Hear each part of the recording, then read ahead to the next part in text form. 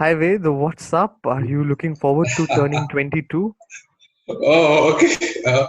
Yeah, these are weird circumstances to have a birthday in. Mm-hmm. But yes, I still am. Like, I'm just one of those people who's like fairly like call old school, call it like school boyish. But I attach a lot of significance to the concept of a birthday. Like, not just an emotional value. Like, no intellectual analysis of it.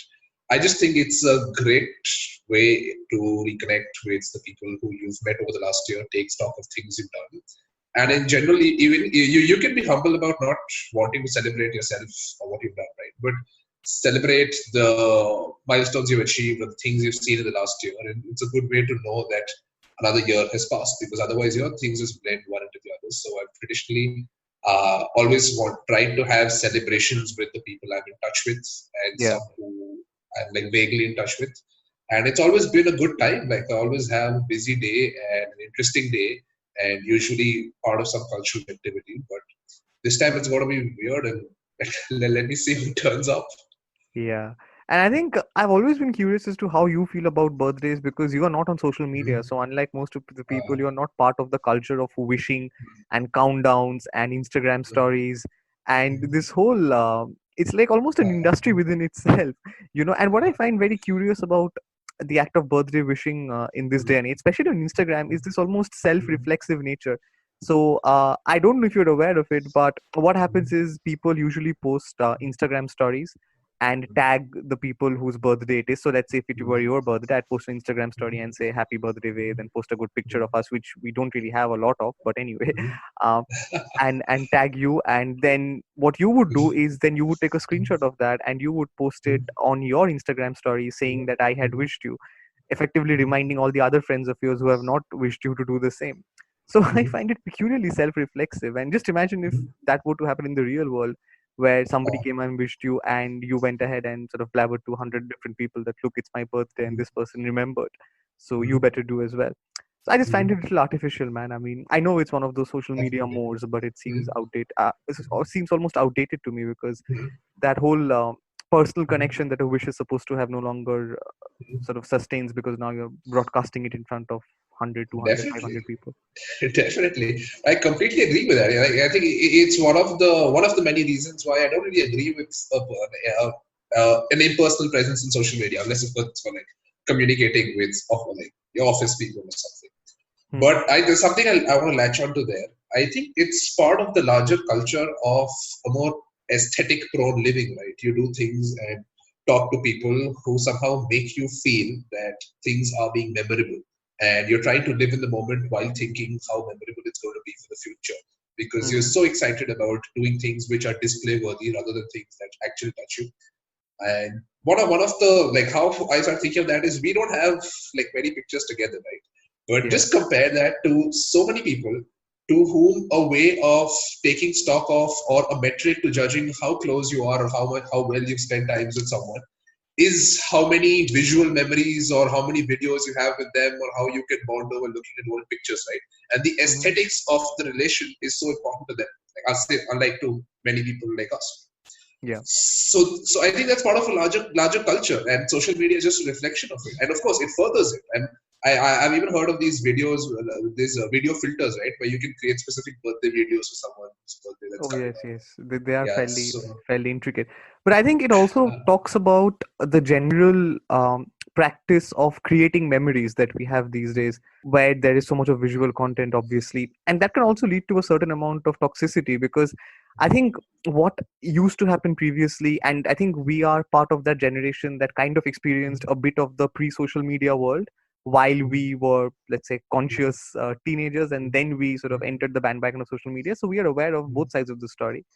And I think one peculiar aspect of the pre-social media world was that memories existed as these abstract, almost amorphous images in your mind, and there wouldn't be a precise recall of what had happened. So you tend to constructively and conveniently change a few things here and there in terms of, let's say, how a particular person was smiling when you met them, what exactly was being said, what exactly was the ambience like, and all those things. And I think that in a way sustains conversation, that in a way sustains the humanity of a particular experience.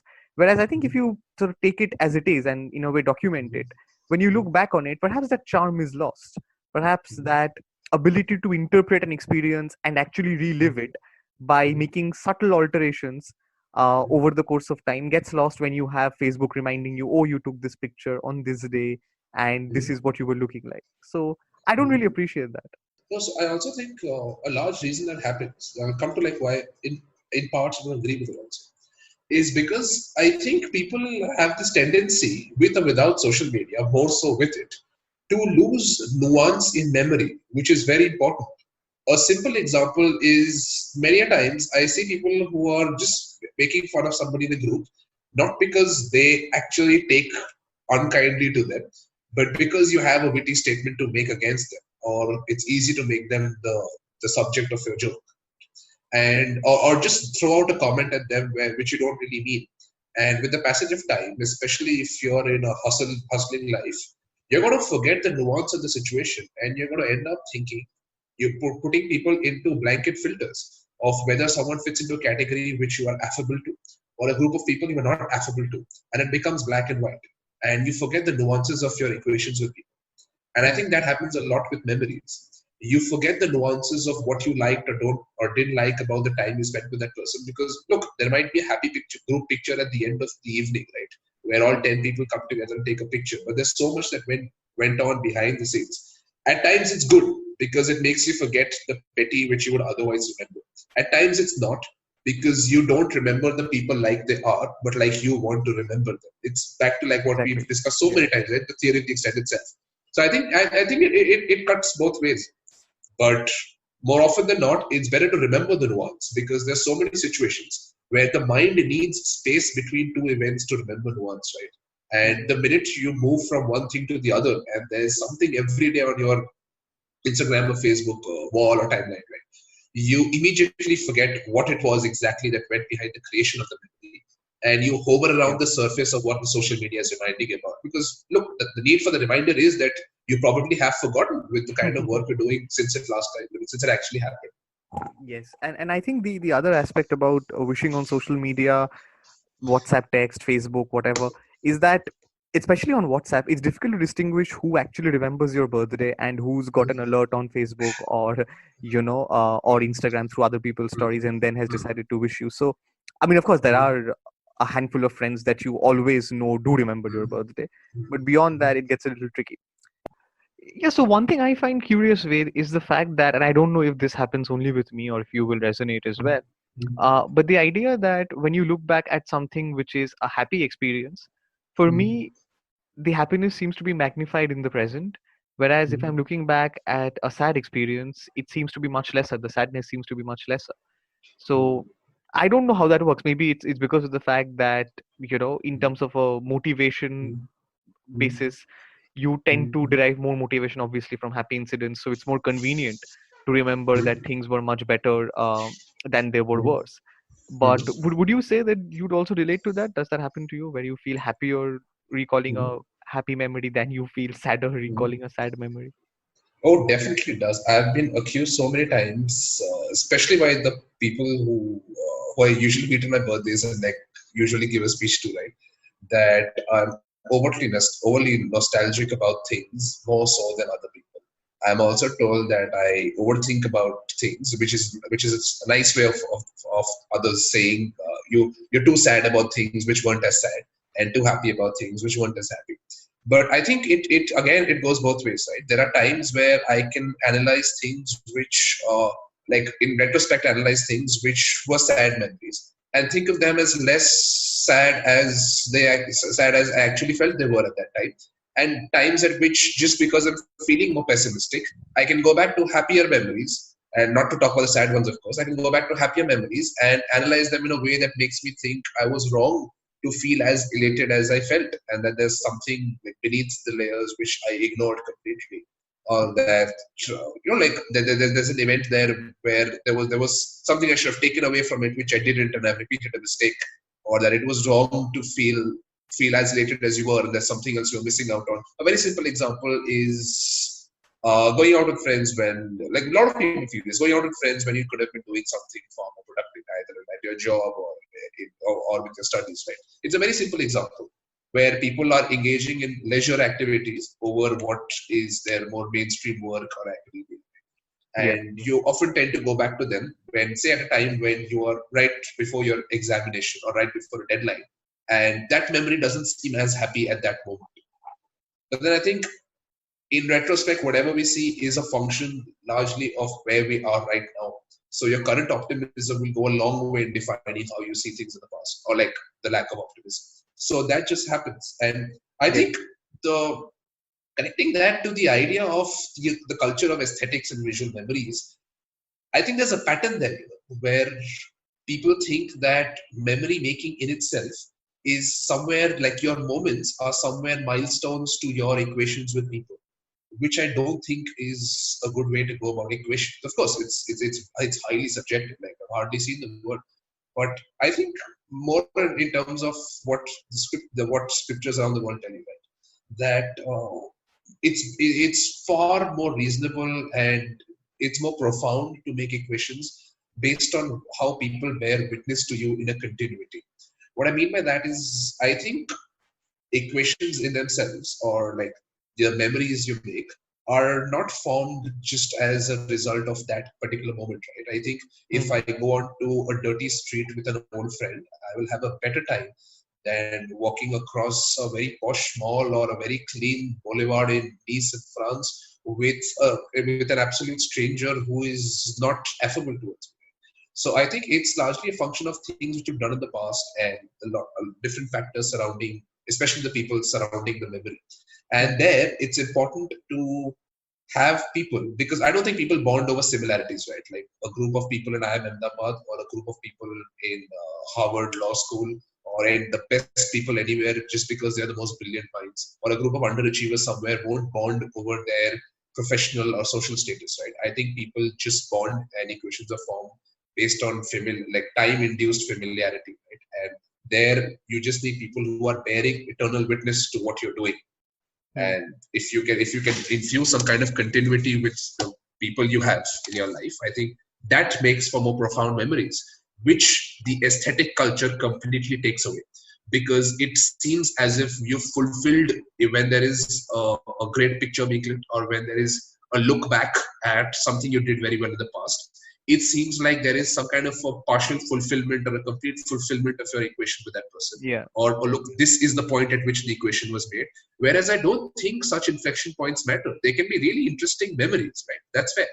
But I don't think these inflection points and the hyperbolic extent to which they are made to seem as inflection points or equations with people actually exist. I think they are a making of a mind and a being that has too much hustle and too little time to think about time-induced familiarity, and not a real thing.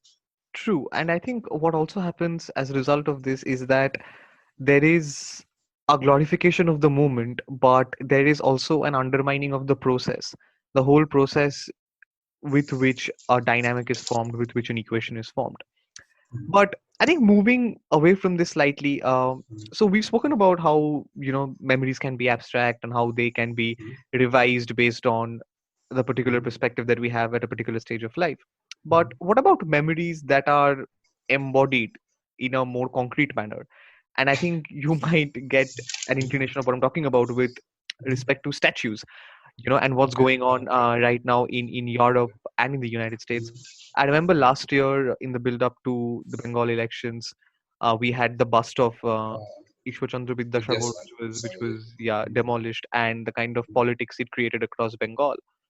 And now, of course, in a very different context, we are seeing what's happening in Britain with Edward Colston's statue being demolished in Bristol.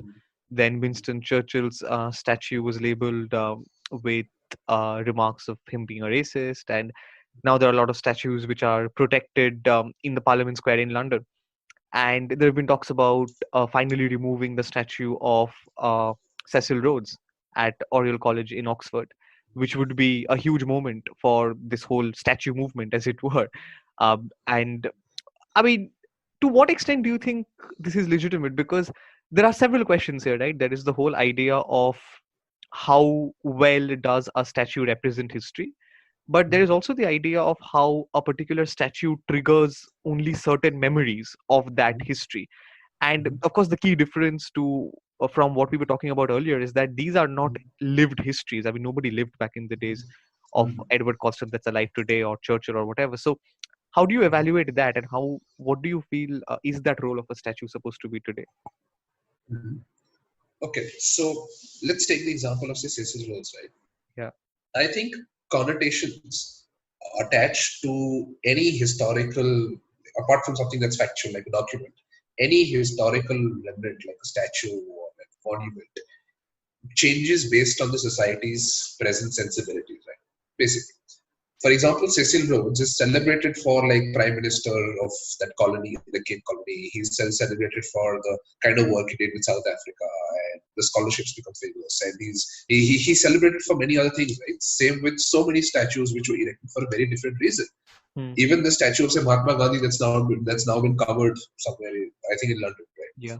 And suddenly they start evoking different memories because again we choose to take up a different nuance of what that person's life was about and exaggerate or like just focus on that as opposed to the rest which we had been celebrating all this while. I think that's just a reflection of where we as a society are heading towards and less a reflection of what we see our history to be, because history is never constant. The way we look at the same thing 50 years from now will not be the same. I mean, the extent to which a liberal thinker can criticize Gandhi today wasn't imaginable like many decades ago in India, and the way in which we like some of us are now talking about the benefits of the British rule on a purely administrative level.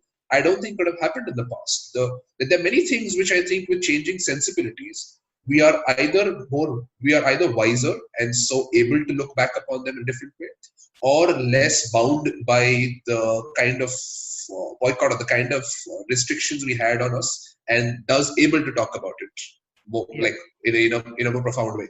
No, I think that's not no, I completely agree with that. But what I think I was trying to get at is the idea that to what extent do you think a statue represents history, and to what extent do you think a statue is viable in terms of holding a historical account? So let's put it simply, right?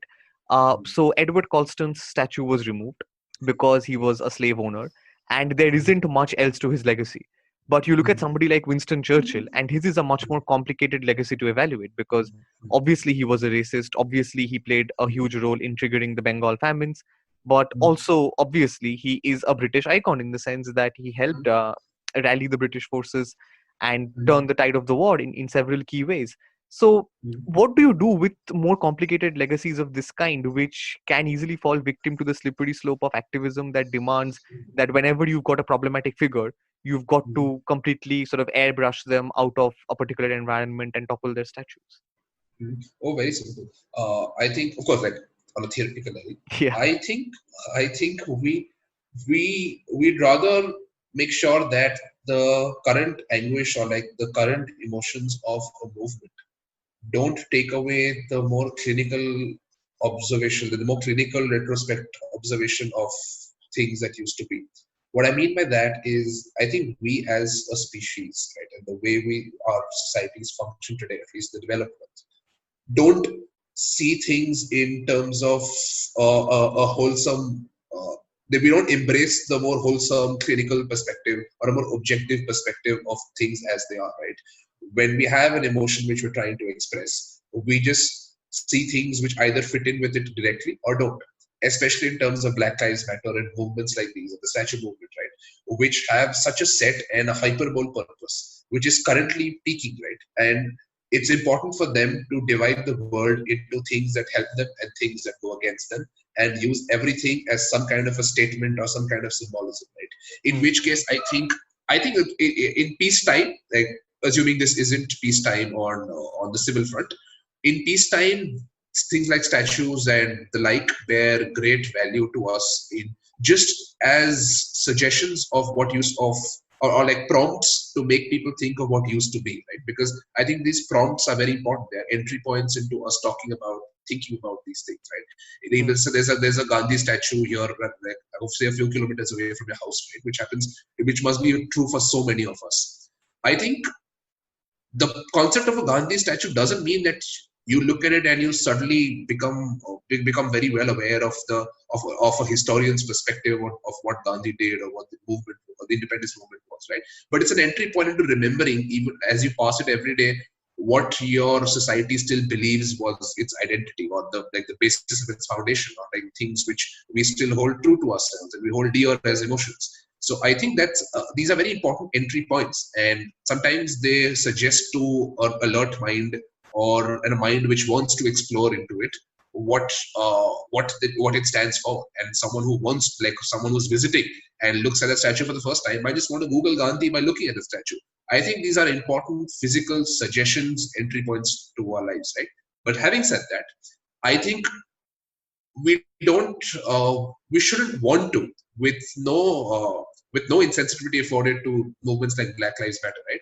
We shouldn't want to let go of the clinical wholesome perspective of what these things stand for and delineate them purely into my enemy or my friend as I'm going out and joining a movement.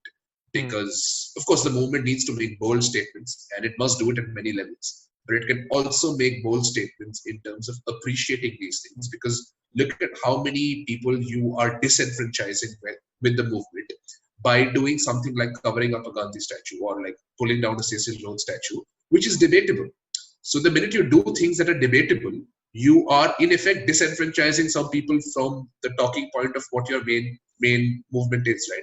So yeah, I think in peacetime these are really important things. In times of civil unrest, I think they remain important, but we need to relook the way at which we treat these historical events, right? Because history can't be appropriated, and like even the physical manifestations like statues of history can't be appropriated to when you're talking about everything in the present to somehow serve or not serve your purpose, right? We need to let just some things be and let it represent what it does to every individual out there, like however they want to take it. Hmm. This, I I agree, think that's part of. Yeah, but sorry, one more. yes, but I think also what you said about statues representing a kind of wholesome narrative of history, I think that is kind of tenuous claim to make, especially in the absence of contextualization. And for me, if you ask me, a very simple solution to all these sort of radical statue movements is simply to contextualize what a statue is meant to represent and what an individual is meant to represent by issuing something like a plaque, right, describing the legacy of that individual. So, for example, the Edward Colston statue had no plaque that said he was a slave owner. So what ends up happening is that the contextualization happens subjectively based on people's memories. So let's say if you are the descendant of somebody who was a victim of slavery and you live in Bristol and you pass by that Colston statue, you obviously remember Colston as this sort of incredibly malicious figure. But at the same time, if you are somebody who does not have a fairly sort of accurate idea of what the slave trade was and Britain's role in it, then you are blissfully unaware. But what happens when you see that plaque is that on a regular basis you not only see the sort of the visual embodiment of the statue, but you also see contextualized information that gives you some sort of a narrative as to what that individual represents. And perhaps that is a healthier way to go about these monuments, these structures, these reifications of memories. Same with what happens with the United States and their sort of historical figures, because there's been a question that all those who were slave owners, including George Washington and Thomas Jefferson, that their statues should also now be defiled or removed or completely airbrushed from public space. And what I found amusing is that on MSNBC, a panelist was talking about how there should be a test, a sort of litmus test to decide if a statue stands or not. And his stance was, look, if that particular individual was against the idea of the Confederate States who were pro-slavery, and if he was for federalism, then you should keep his statue, which would mean that George Washington and Thomas Jefferson's statues are kept, right? And I think these are just incredibly sort of pedantic positions to take, because you can't possibly try and configure everything on the basis of what is the present morality. So I think my answer would be to have a bit of contextualization, but then that's not what's happening. But you know what my bigger fear is? My bigger fear is some, like, all these radical movements that are going on, and of course, like, I'm uh, not going ahead and sort of condemning the Black Lives Matter movement. I think it's Definitely, extremely definitely not. important, Yeah, yeah. but radical elements within these Black Lives Matter and other kinds of movements, which ironically enough, in most cases are actually white participants. what ends up happening is that they go on a streak of cultural revisionism where not only do they destroy these statues, but I was also looking at pictures where books were being burned across the United States. And that reminded me of the whole cultural revolution in China, where a certain section of public memory was just wiped out because academics, historians, cultural figures, intellectuals, everybody was targeted. Statues, libraries, everything were incinerated, and it's almost like you completely eliminate a certain section of your cultural consciousness just because there happen to be some problematic elements associated with it. So that is really a huge challenge which I hope the United States doesn't fall prey to. Yes, so firstly, I think China does a lot of that, right? China also in its textbooks, like children are taught how parts of India belong to them. They're taught about how the disputed islands in the South China Sea belong to them. The concept of how empires were established on these islands and how these people expanded their reign and took over the islands is completely wiped out from the textbooks. And literally just go ahead and teach how Chinese reign always persisted there and why they have the claim to it. So China especially is a good example because it is, I think, the epitome of unidimensional teaching to the next generation, where you just wipe out what you don't like. Like how much discourse about Tiananmen even happens in China. Like no one ever knows. And that happens even in schools in Gujarat, where I've heard the RSS gives you maps of Akhand Bharat, and literally just teaches you that that is the truth, and that's what we're still aspiring towards. So that brings me to an interesting thing which I just remember. Uh, the concept of social intuition. So how intuition is developed in all of us, that your memory like makes you then do things which you're so used to or is so well indoctrinated in you that it's now things like fear. It's now a reflex action and it's now involuntary. So I think that's what happens with society as well, right? Over the course of time, there are some things like some values. Who knows, right? Say 200 years later, we might realize that the intellectually less capable are bound to be subservient, and that might be the new ethos of what is then called the progressive society, right? Or something completely polarly different from what we know today. I think we take many decisions which would rather better off, which we would be better off had they been voluntary, but we do it involuntary because the ethos and the injustices or how things played out in the past and the memory of society has translated into us forming some kind of a social intuition.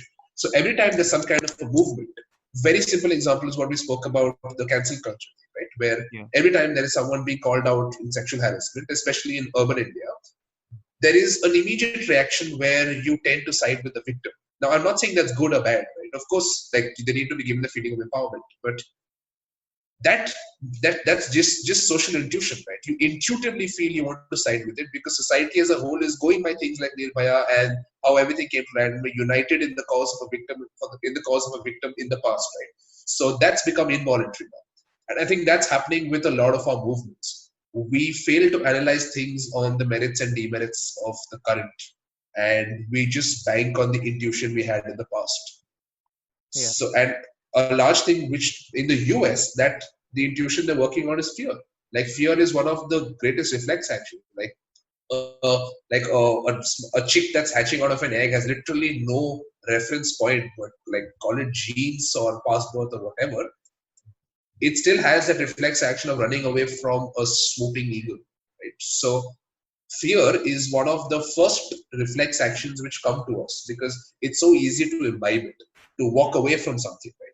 So it's what societies like the US are doing. They are fearful of more civil unrest, like they are fearful of more George Floyd's being created. And it like that fear translates to all of this. And fear comes more out of intuition than ever out of objective analysis of facts. This is not to decry the logic behind Black Lives Movement. I think the civil unrest is absolutely logical and should happen. It comes at a good time in election year. Yeah. But the violence comes from even from the whites, right? The fact that if you don't join, you are on the other side, and history tells you that the so-called victims in the race movement will win. And a lot of whites, like I've seen interviews where like a lot of whites are afraid that racism will just play out the other way because that's what society believes, and they just want to stop the unrest and go back to a less floundering economy. Yeah. So it's a lot of involuntary action which people are taking. Exactly. And I think what also happens, because today we're living in such polarized times and because the public sphere in general is so fragmented, you have these alternate narratives that are formed, which are far more at daggers drawn than they were in the past. So you look at India, you look at Indian history, you look at let's take the 21st century, and you look at like four or five things that have happened that have been very instrumental in terms of their socio-political impact or economic impact. And you look at how the populace remembers it, and there are fractured narratives which are antagonistic. I mean, to an extent, that's always been the case because a particular narrative is always going to create a certain amount of disagreement. But I think that's become even more punctuated today. So you look at, let's say, the Godhra riots and how people wish to see it. For some people, it's a Muslim pogrom. For some people, it's just a coincidence without any element of state contrivance, and certainly without any element of culpability on part of Narendra Modi, who also got a clean sheet from the law courts. Then you look at something like for example, demonetization, and whether it was a successfully waged war against the elite or just another political gimmick. So I think, which is very interesting, because when all of these things happen, the ultimate sort of zenith of public memory and how governments performed and interpretation of narratives really comes about in situations of war, right? Which is why you look at 1965 and the Indochina war still being a blot on Indian democracy, because Indians, more than the objective reality, I mean, people don't necessarily remember how many Indian soldiers died or how much territory was ceded, but they do remember that India was humiliated, because that was the overwhelming narrative that was obtained. So I think it's interesting to kind of conjure what sort of narrative this current situation will take with what's going on with Ladakh. And I mean, obviously, India are trying to sell it as another case of Chinese betrayal, whereas for the Chinese, it's a situation of Indians not keeping according to the agreements. In any case, the LAC is very contentious. But do you think somewhere down the line that this moment would be seen as another, let's say, tipping point with respect to India's diplomatic relations, and a kind of repeat of what happened with Jawaharlal Nehru's humiliation in 65? So that has two levels, right? So first is the level of where I think it will escalate in real time, right? Whether it will go to a war or a full-blown confrontation or become like a more prominent doclum. But which I think it won't, right? Which I think it will end, and I think it's peaked. The conflict has peaked. Hopefully it has. And the second level is in terms of where it lasts in public memory. Right? So I think people will see this depending or only in retrospect, based on how our political front plays out. If Modi and the nationalism narrative, which the BJP has chosen to take up over the last election year, continue for the next few years, and if they are, whenever future generations see it as a favorable thing, they will look back upon this as something which was a product of nationalism, and that we did a good thing by standing up to China, and the confrontation which happened was very good. On the other hand, if there is if say there's a Congress government or someone who's trying to downplay Modi's idea of nationalism and how it was a bad thing, then we're going to look at it as something which was unnecessary and overly aggressive. So it's really, as a society, where given that people will not go into facts and into just the rhetoric that surrounds it, we're going to judge this based on where we are at that time, like with everything else. But yeah, I do think one thing which will stand regardless of where we are in the future will be that this showed that our relations are fragile, and it's kind of a testimony to the fact that the efforts we've made across both ends, from India and China and Nepal, to resolve our issues aren't good enough, and there is a lot that goes on behind the scenes, and there's a lot of fragility in our diplomatic processes which is being exposed. And what it will do to, like, its role in forming intuition will be that people will start believing less and fearing more, because diplomatic processes right now don't seem as bulletproof as they did in the past, because Indian soldiers are being taken prisoner by the Chinese, right? And we don't talk of we talk of the Chinese more as equals and betters than we do of Pakistan. So it's somehow suddenly like shaken the entire Indian conscience, and people are talking about them being taken prisoners and the deaths that have happened, and Modi coming on like on a virtual address has been a big thing.